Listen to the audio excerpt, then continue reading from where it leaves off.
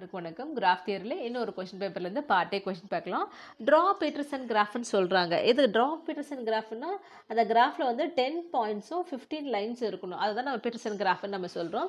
Okay, நான் வரைஞ்சி காமிக்கிறேன். உங்களுக்கு முதல்ல 5 பாயிண்ட் இப்படி வச்சுக்கோங்க. ஓகே, இதுக்கு நேராக இன்னும் 5 பாயிண்ட் வச்சுக்கோங்க.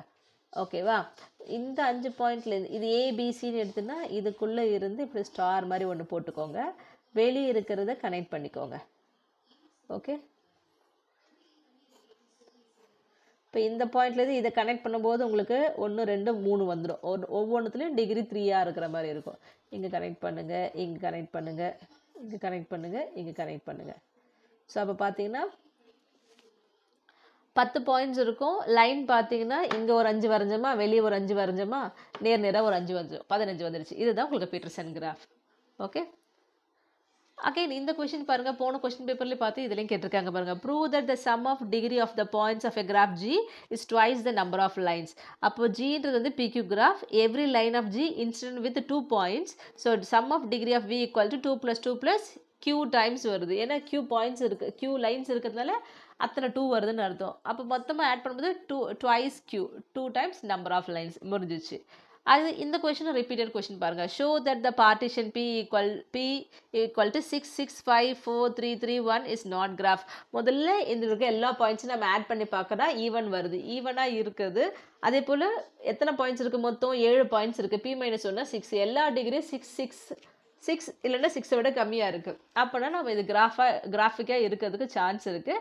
இப்போ நம்ம பார்ட்டிஷன் நம்ம செக் பண்ணணும். ஸோ ஃபஸ்ட்டு பார்ட்டிஷன் நம்ம என்ன பண்ணுவோம்? ஆஸ் இட் இஸ் அப்படியே எழுதுவோம். இது 1லேருந்து 7 வரைக்கும் இருக்குது. 6 + 1னா 7 வருது.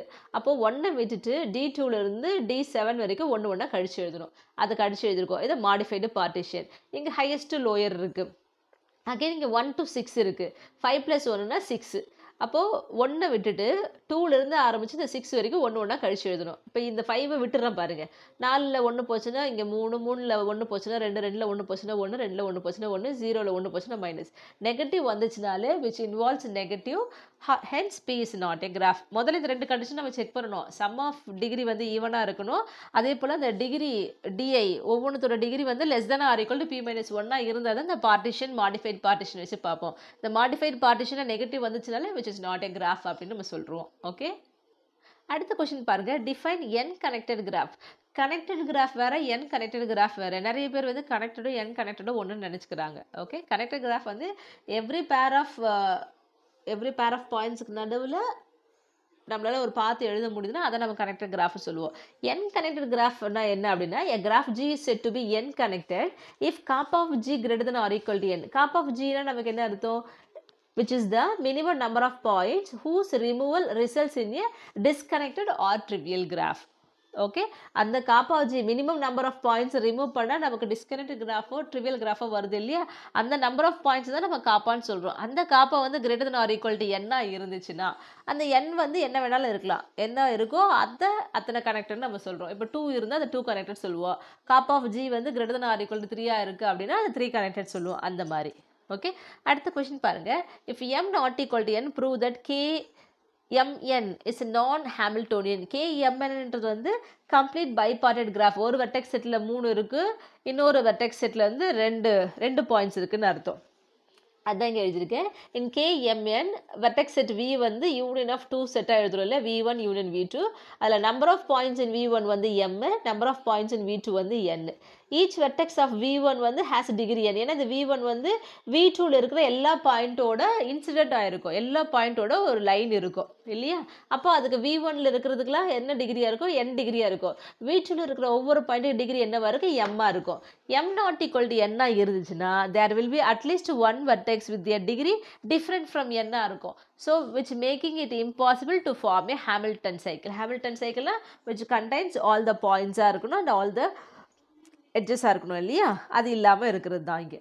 அந்த மாதிரி நம்மளால் வரைய முடியாது. ஸோ அதனால் Kmn வந்து இஸ் நான் Hamiltonian if m not equal to n. Hamiltonian சொல்லும் போது ஆக்சுவலாக எட்ஜை பற்றி நமக்கு கவலை கிடையாது, வெர்டெக்ஸ் தான்.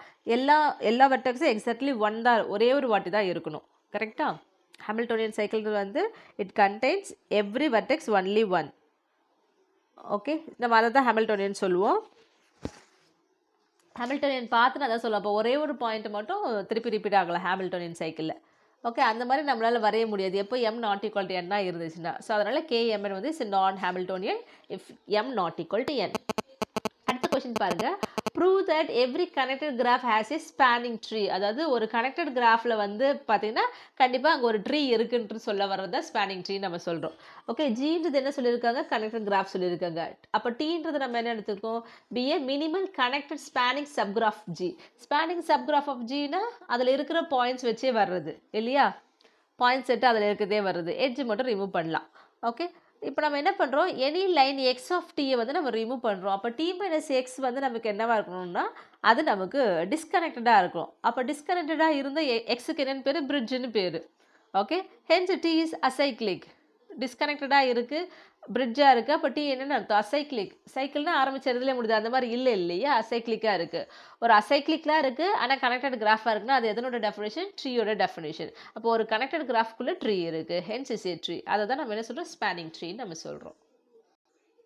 அடுத்த கொஸ்டின் பாருங்க, prove that K33 is a நான் பிளானர் கிராஃப். இதுவும் அந்த ப்ரீவியஸ் கொஸ்டின் பேப்பர்லேயே நம்ம பார்த்துருக்கோம்.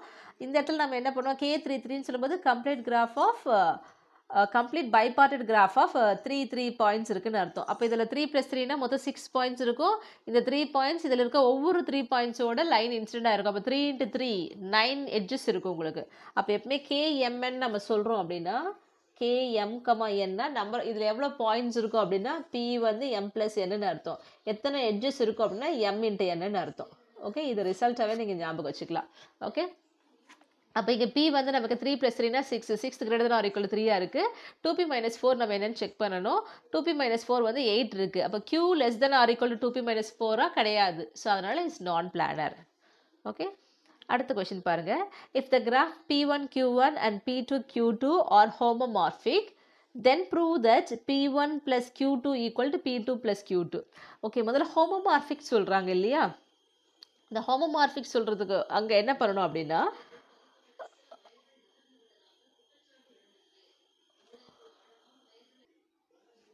ஓகே, இப்போ ஹோமோமார்பிக் பேசுகிறோம்னா அங்கே நம்ம எலிமெண்ட்ரி சப்டிவிஷன் பற்றி பேசுவோம். முதல்ல இந்த எலிமெண்ட்ரி சப்டிவிஷனை நம்ம என்னென்னு பார்க்கலாம். லெட் x = UV, அதாவது UVன்ற அந்த 2 பாயிண்ட்டை கனெக்ட் பண்ணுற லைனை தான் நம்ம எக்ஸ்ன்னு எடுத்திருக்கோம். Be an edge of a graph G. Line X is said to be subdivided when a new point W is adjoined to G. Suppose இப்போ UVன்னு இருக்கு, இங்கே ஒரு லைன் இருக்குன்னு வச்சுக்கோங்களேன், இது UVன்னு நம்ம சொல்கிறோம். அப்போ இதுக்கு பதிலாக நம்ம என்ன பண்ணுறோம், பக்கத்தில் ஒரு Wன்னு வச்சுக்கிட்டு நம்ம என்ன பண்ணுறோம், UWWV அப்படின்னு 2 லைனாக நம்ம எழுத முடியுது அப்படின்னா அதை தான் நம்ம என்னன்னு சொல்கிறோம், சப்டிவைடன்னு சொல்கிறோம். அப்போ ஒரு லைனுக்கு பதிலாக 2 லைனாக ஆகுது. கரெக்டாக இந்த மாதிரி பண்ணுற இந்த ப்ராசஸ் தான் நம்ம என்ன சொல்கிறோம், elementary subdivision of the edge எக்ஸ்ன்னு நம்ம சொல்கிறோம். ஓகே, இப்போ ஹோமோமார்பிக் நம்ம சொல்கிறோம் அப்படின்னா G1 and G2 can be got from PQ கிராஃப்லேருந்து தான் கிடைக்குது. அப்போ ஜிலேருந்து எப்போ கிடைக்குது அப்படின்னா R எலிமெண்ட்ரி சப்டிவிஷன் பண்ணிட்டு இருக்கும்போது கிடைக்கிறது தான் இந்த G1. ஓகே, அதே போல் S சப்டிவிஷன் பண்ணும்போது கிடைக்கிறது தான் நமக்கு G2. ஓகேவா, அப்போது in each subdivision the number of points as well as the number of edges increases by 1. அப்போ ஒரு சப்டிவிஷன் பண்ணுறேன்னு அர்த்தம், இங்கே பாருங்கள், இங்கே ஒரு சப்டிவிஷன் பண்ணியிருக்கேன், ஒரு பாயிண்ட் வந்திருக்கு, எக்ஸ்ட்ரா ஒரு லைன் வந்திருக்கு, ஒரு UVன்ற லைனுக்கு பதிலாக 2 லைனாக வந்திருக்கு. அப்போது எப்போல்லாம் ஒரு வாட்டி சப்டிவிஷன் பண்ணுவோம் ஒரு பாயிண்ட் இன்க்ரீஸ் ஆகுது, ஒரு லைன் இன்க்ரீஸ் ஆகுது. ஓகேவா, அப்போ P1ன்ற கிராஃப் எப்போ கிடைக்கும், நமக்கு ஃபஸ்ட்டு பண்ணும்போது R சப்டிவிஷன் பண்ணுறோம். அப்போ P + R பண்ணும்போது தான் P1. அதே போல் Qவோட Q + R பண்ணும்போது தான் Q1 கிடைக்குது. இதுதான் G1 கிராஃப். அப்போ G2 கிராஃப் எப்போ கிடைக்குது, S சப்டிவிஷன் பண்ணும்போது கிடைக்குது. அப்போ Pயோட S ஆட் பண்ணுறோம், Qவோட S ஆட் பண்ணுறோம். ஓகேவா, இப்போ நம்ம என்ன ப்ரூவ் பண்ணோம், P1 + Q2 என்னன்னு நம்ம கண்டுபிடிக்க போகிறோம். So P1 + Q2, P1ன்றது P + R, Q2ன்றது வந்து Q + S. இப்போ நான் என்ன பண்ணுறது, Pயும் Sயும் கனெக்ட் பண்ணிக்கிறேன், Rயும் Qயும் கனெக்ட் பண்ணிக்கிறேன். P + S is nothing but P2, R + Q is nothing but Q1. நமக்கு தேவையான ரிசல்ட் வந்துருச்சா, அவ்வளோதான். போன கொஷின் பேப்பரில் டோர்னமெண்ட் பற்றி பார்த்தோம் இல்லையா, இந்த கொஷின்லேயும் டோர்னமெண்ட் பற்றி கொஷின் இருக்குது. அதுக்கு முன்னாடி டைரக்டர் கிராஃப்னா என்னன்னு கேட்டிருக்காங்க. Define directed graph. நீங்கள் சும்மாவே டைரக்டர் கிராஃப்னா டைரக்ஷன் இருக்கிறதுன்னு எழுதக்கூடாது. Director graph G = Vx consist of a non-empty set of points and a set of directed edges. இது set of directed edges or arc. Directed edges தான் நம்ம arcன்னு சொல்கிறோம். If UV belong to X னா then the arc UV is said to have UV வந்து ஒரு arc, யூக்கு week நடுவில் ஒரு edge போகுது அப்படின்னு நம்ம சொல்கிறோம். டைரக்டர் கிராஃபில் சொல்கிறோன்னா U வந்து இனிஷியல் பாயிண்ட்டாகவும் V வந்து எண்ட் பாயிண்ட்டாகவும் இருக்குன்னு அர்த்தம். நீங்கள் இதை மென்ஷன் பண்ணணும். அப்போ தான் இந்த director graph. Draw the tournament of 4 points. ஆக்சுவலாக 4 பாயிண்ட்ஸுக்கு இப்போ டோர்னமெண்ட்னா என்ன அர்த்தம்? இப்போ நான் 4 பாயிண்ட்ஸ் வைக்கிறேன். ஓகே, எந்த 2 பேர் எடுத்திங்கனாலும் அதுக்கு நடுவில் ஒரு ஆர்க் போகணும். ஆர்க்குன்னு சொல்லும் போது டைரக்ஷன் இருக்கணும்.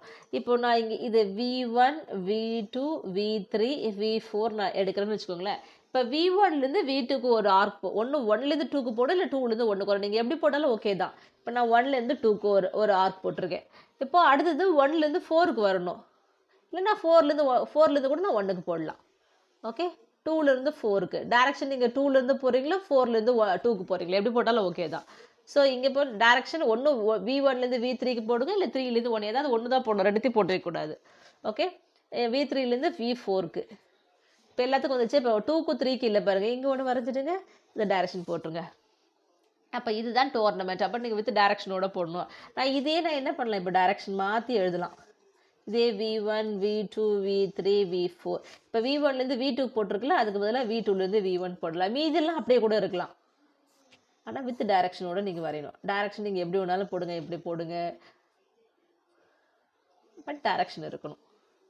ஓகே, இதே நான் இப்படி கூட வரையலாம். 1 2 3 4வது இங்கே வச்சுக்கிறேன் நான். ஓகேவா, இதை நான் வேணால் V1 வச்சுக்குவா. V1 V2 V3 V4 எந்த 2 பேர் எடுத்தாலும் அதுக்கு நடுவில் ஒரு டைரக்டட் லைன் இருக்கணும். அப்போ V2லேருந்து V1, ஓகே, V4லேருந்து V1, இல்லை V3 இது எல்லாமே நான் V1க்கு போகிற மாதிரி போட்டிருக்கேன். நீங்கள் டைரக்ஷன் மாற்றி போட்டால் அதுவும் டோர்னமெண்ட் தான். ஓகே, 2க்கும் 3க்கும் 3க்கும் 4க்கும் நீங்கள் டைரக்ஷன் 2 எப்படி வேணாலும் போடலாம். ஒன்று 3லேருந்து 2, இல்லை 2லேருந்து. ஓகே, இங்கே நான் எப்படி போடுறேன். ஸோ எந்த 2 பேர் எடுத்தாலும் அங்கே ஒரு டைரக்டர், இதுதான் டோர்னமெண்ட். ஓகே, இந்த வரைஞ்சிருக்கு பாருங்கள். ஏதாவது ஒன்று வரைங்க, ஜஸ்ட் இது 4 வச்சு வர 4 பாயிண்ட்ஸ் வச்சு வர டோர்னமெண்ட். நீங்கள் இதுவே ஏதாவது ஒரு டைரக்ஷன் மாற்றினாலும் அது வேறு ஒரு டோர்னமெண்ட், பட் அது 4 பாயிண்ட்ஸ் இருக்கிற டோர்னமெண்ட் அர்த்தம். அடுத்து define covering number of G. The number of points in a minimum covering of G is called a covering number of G and is denoted by beta. ஓகேவா, அடுத்து define theta கிராஃப்னு ஒன்று கேட்குறாங்க. பிளாக்னா நம்ம ஏற்கனவே பார்த்தோம் இல்லையா. பிளாக்னா என்ன அர்த்தம், நமக்கு நோ கட்வர்டெக்ஸ் இல்லாமல் இருக்கிற அந்த கனெக்டர் கிராஃப் தான் நம்ம என்னென்னு சொல்கிறோம், பிளாக்னு நம்ம சொல்கிறோம். எ black with 2 non adjacent vertices of degree 3. அதாவது 2 நான் அட்ஜசன்ட் வெர்டிசஸ் இருந்தால் அங்கே டிகிரி 3 இருக்கும். மீதி இருக்கிற எல்லா வெர்டிசஸ்க்கும் டிகிரி 2 இருந்துச்சுன்னா அந்த கிராஃபை தான் நம்ம என்ன சொல்கிறோம், தீட்டா கிராஃப் அப்படின்னு நம்ம சொல்கிறோம். ஸோ தீட்டா கிராஃபில் 2 வெர்டெக்ஸ் மட்டும் கண்டிப்பாக நமக்கு என்னவாக இருக்கணும், 2 வெர்டிசஸ் ஆஃப் டிகிரி 3 இருக்கணும். ஓகே, அந்த நான் அட்ஜசன்ட் வெர்டிசஸாக இருக்கணும். கரெக்டாக, தி black with 2 non adjacent vertices of degree 3. Okay, இங்கே ஒன்று வச்சுக்கிறேன். 1 2 இது ஒன்றாவே வச்சுக்கலாம். ஓகே, இது இல்லை. ஓகே ஓகே இப்போ இங்கே பாருங்கள், இந்த பாயிண்ட்டுக்கு டிகிரி 3 இருக்கா, இந்த பாயிண்ட் டிகிரி 3 இருக்கா, இது 2 அட்ஜசன்ட் கிடையாது. மீதி இருக்கிறது எல்லாத்துக்கும் இங்கே பாருங்கள் டிகிரி 2, இதுக்கு டிகிரி 2, இதுக்கு டிகிரி 2, இதுக்கு டிகிரி 2. ஓகே, அப்போ இதுதான் தீட்டா கிராஃப்க்கு எக்ஸாம்பிள். அடுத்த காணொளியில் சந்திக்கலாம். நன்றி, வணக்கம்.